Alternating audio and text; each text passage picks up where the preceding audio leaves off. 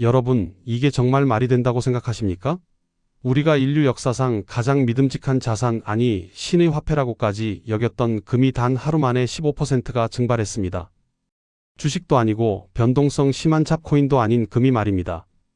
이건 단순한 시장의 변동이 아닙니다. 누군가 아주 정교하게 설계한 개미들을 향한 경제적 학살에 가깝습니다. 대한민국 가계부채 1900조 원. 숫자가 너무 커서 이제는 무덤덤하게 들리시나요? 하지만 이 숫자는 우리 국민 한 사람 한 사람의 목을 죄고 있는 실체적인 사슬입니다. 더 무서운 건 뭔지 아십니까? 이 거대한 빚더미 위에서 우리 경제를 지켜줄 최후의 보루, 한국은행의 금 보유 비중은 고작 1.7% 뿐입니다. 독일이 70%, 러시아가 30%를 금으로 채워 넣으며 다가올 폭풍우에 대비할 때 우리는 사실상 빈손으로, 맨몸으로 이 거대한 경제 쓰나미를 맞이하고 있는 셈입니다. 불과 10년 전만 해도 어땠습니까? 기억하시나요? 강남역 사거리는 평일 저녁에도 어깨를 부딪히며 걸어야 할 만큼 인파가 넘쳐났습니다. 명동 거리는 전 세계에서 온 관광객들로 발 디딜 틈이 없었고 식당마다 줄을 서는 게 당연한 풍경이었습니다. 집값은 자고 일어나면 수억씩 뛰었고 사람들은 너도 나도 명품 쇼핑백을 들고 다녔죠. 그때 우리는 그 돈의 잔치가 영원할 줄 알았습니다.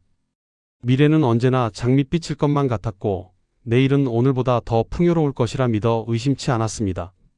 하지만 오늘 제가 직접 가본 홍대 앞은 처참하다 못해 쓸쓸했습니다.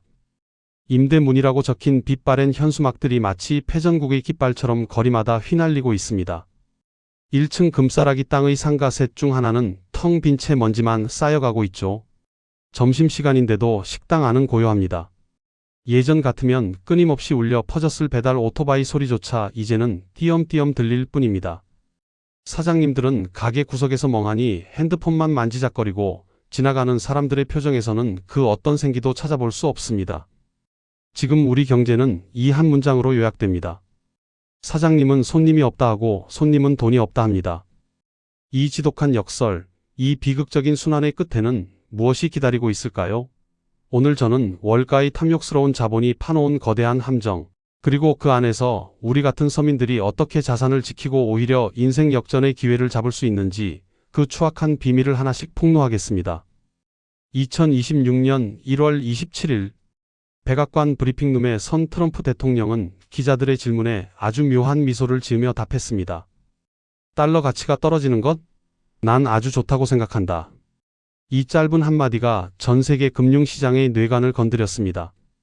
그런데 이상한 일이 벌어집니다. 이 발언 이후 불과 사흘 만에 금값은 15% 폭격에 가까운 폭락을 맞이합니다. 여러분, 경제 상식으로 생각해 보십시오. 달러 가치가 떨어지면 상대적으로 실물 자산인 금값은 올라야 정상입니다. 이게 초등학교 경제 시간에 배우는 원리죠. 그런데 왜 시장은 정반대로 움직였을까요? 왜 금은 달러와 함께 추락했을까요? 여기에 바로 우리가 반드시 알아야 할 종이 금의 거대한 사기극이 숨겨져 있습니다. 여기서 우리는 2020년 발생한 중국의 킹골드 사건을 다시 복기해봐야 합니다. 당시 중국 최대 금 가공업체였던 킹골드는 83톤의 금괴를 담보로 14개 은행에서 4조 원을 대출받았습니다.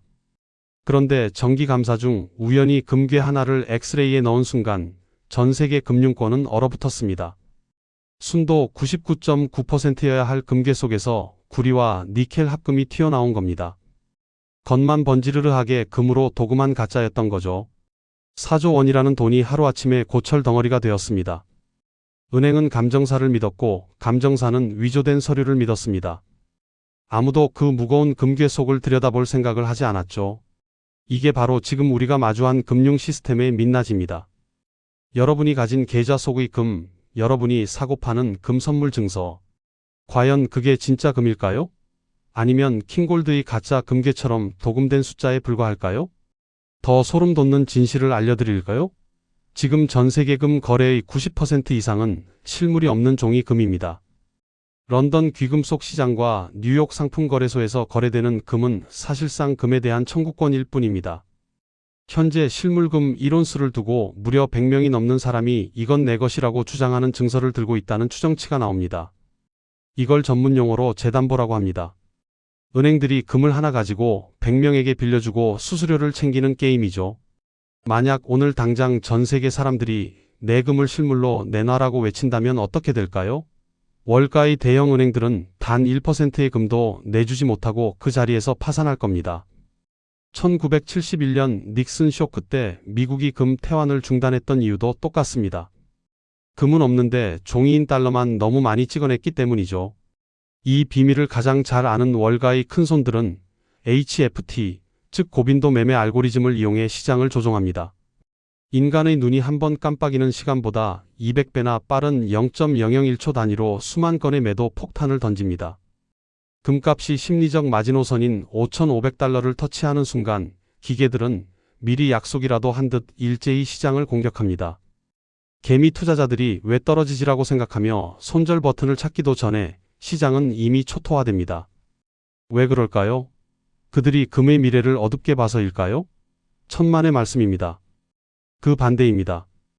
그들은 금을 너무나 사랑하기 때문입니다. 더 싼 가격에 더 많은 금을 독점하기 위해 개미들의 물량을 강제로 뺏어오는 과정, 이게 바로 베어 트랩입니다. 실제로 중국과 러시아, 인도 같은 브릭스 국가들은 지난 2년간 사상 최대치의 실물 금을 조용히 사모았습니다. 그들은 달러 패권의 유통기한이 다했다는 것을 누구보다 잘 알고 있습니다. 그들은 금을 기반으로 한 새로운 디지털 화폐를 준비하며 서방 국가들이 종이금 시장을 교란하며 가격을 누를 때마다 그 싼 가격을 비웃으며 실물 금을 창고 깊숙이 쌓아두고 있습니다. 역사는 단 한 번도 예외 없이 반복되었습니다. 2008년 리먼 브라더스 사태 당시를 떠올려 보십시오. 금융 시스템이 붕괴될 때 금값은 처음에 어떻게 됐을까요? 놀랍게도 35%나 급락했습니다. 현금이 급해진 금융기관들이 금부터 팔아치웠기 때문입니다. 하지만 그 직후 미 연준이 미친 듯이 돈을 찍어내자 금값은 어떻게 됐습니까? 3년 만에 거의 3배 가까이 폭등했습니다. 지금 상황은 그때보다 더 심각합니다. 미국 GDP 대비 부채 비율은 120%를 넘었습니다. 트럼프는 법인세를 깎고 국방비를 천문학적으로 늘리겠다고 공언했습니다. 세입은 줄어드는데 지출은 늘어난다? 답은 하나뿐입니다. 또 국채를 찍어내고 돈을 푸는 겁니다. 화폐 가치는 쓰레기가 되고 결국 모든 가치는 다시 금으로 수렴할 수밖에 없는 구조입니다. 지금의 폭락은 그 거대한 폭등장을 앞둔 마지막 세일일 뿐입니다. 그렇다면 우리 대한민국은 이 폭풍우 속에서 안녕할까요? 한국은행의 금 보유량은 104.4톤에 불과합니다. 우리 경제 규모에 비하면 창피한 수준입니다. 외환 보유액 중 금 비중이 1.7%라는 건 국가적 비상사태가 왔을 때 우리를 지켜줄 방패가 사실상 없다는 뜻입니다. 환율이 1,500원을 넘어서고 원화 가치가 종이 조각이 될 때 우리는 무엇으로 아이들의 우유값을 지불할 수 있을까요? 국가가 우리를 지켜주지 않는다면 이제는 개인이 각자 도생의 전략을 짜야 합니다. 이제 여러분이 오늘부터 당장 실천해야 할 자산을 지키고 키우는 4단계 생존 전략을 말씀드리겠습니다. 첫째, 자산의 최소 10%는 반드시 내 손에 닿는 실물로 보유하십시오. 계좌 속 숫자는 전기가 끊기면 사라집니다. 시스템이 멈추면 인출할 수 없습니다. 큰 골드바가 아니어도 좋습니다. 작은 골드바라도 사서 집안 가장 안전한 곳에 두십시오. 이건 투자가 아닙니다. 보험입니다. 시스템이 마비되는 최악의 순간에 여러분의 가족을 지켜줄 유일한 실물 화폐는 오직 금뿐입니다. 둘째, KRX 금시장을 인생의 파트너로 삼으십시오. 동네 금방에서 금을 사는 건 가장 어리석은 짓입니다. 부가세 10%의 수수료, 세공비까지 내고 나면 이미 수익률 마이너스에서 시작하는 꼴입니다. 하지만 KRX 금시장은 국가가 운영하며 매매 차익에 대해 세금이 단 1원도 붙지 않는 유일한 시장입니다. 지금처럼 월가가 인위적으로 가격을 눌러줄 때 매달 월급의 일부를 떼어 금 적금 들듯 분할 매수하십시오. 셋째, 투트랙 전략을 철저히 지키십시오. 자산을 불리기 위한 용도는 KRX 금시장으로 분리돼 최후의 생존을 위한 자산은 실물 골드바로 나누십시오. 금 ETF나 금 통장은 편리하지만 결국 그 뿌리는 은행 시스템에 닿아 있습니다. 은행이 무너지면 그 종이 증서들도 함께 무너집니다. 자산의 성격에 따라 디지털과 아날로그를 철저히 분산하십시오. 넷째, 환율이라는 이중 보호막을 이해하십시오.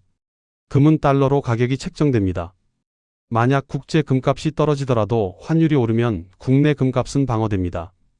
원화 가치가 폭락하는 위기 상황에서 금은 여러분의 자산을 달러로 바꾸어 놓은 것과 같은 강력한 효과를 발휘합니다. 마지막으로 간곡히 당부드립니다. 절대 무슨 일이 있어도 레버리지를 쓰지 마십시오. 빚내서 금을 사는 건 월가의 알고리즘에게 내 목을 내주는 것과 같습니다. 빚 없이 금을 들고 있는 사람은 폭락장에서도 잠을 잘 수 있지만 빚을 낸 사람은 기계의 공격 한 번에 모든 것을 잃습니다. 여러분, 이번 폭락은 공포가 아닙니다. 부의 지도가 다시 그려지는 역사적 변곡점입니다. 부자들은 지금 이 순간에도 공포에 질린 개미들이 던지는 물량을 조용히 쓸어 담고 있습니다. 2008년의 기회를 놓치셨습니까? 2020년의 반등장을 구경만 하셨습니까? 그렇다면 이번 2026년의 거대한 기회만큼은 절대 놓치지 마십시오. 신뢰가 무너지는 시대입니다. 국가도 은행도 여러분의 미래를 대신 책임져 주지 않습니다. 오직 본질을 꿰뚫어보는 통찰력과 즉각적인 실행력만이 여러분의 가족을 가난으로부터 지킬 수 있습니다. 오늘 제가 말씀드린 전략들을 지금 당장 단돈 10만 원이라도 실행에 옮기십시오. 위기는 언제나 기회의 다른 이름이었습니다. 오늘부터 여러분의 자산 포트폴리오를 완전히 새롭게 짜십시오. 이 영상이 여러분의 소중한 자산을 지키는 든든한 등대가 되길 진심으로 바랍니다. 오늘도 경제를 읽으며 부의 추월차선에 올라타는 하루 되시길 응원하겠습니다. 구독과 좋아요는 여러분의 자산을 지키는 가장 쉬운 첫걸음입니다. 긴 시간 시청해 주셔서 감사합니다.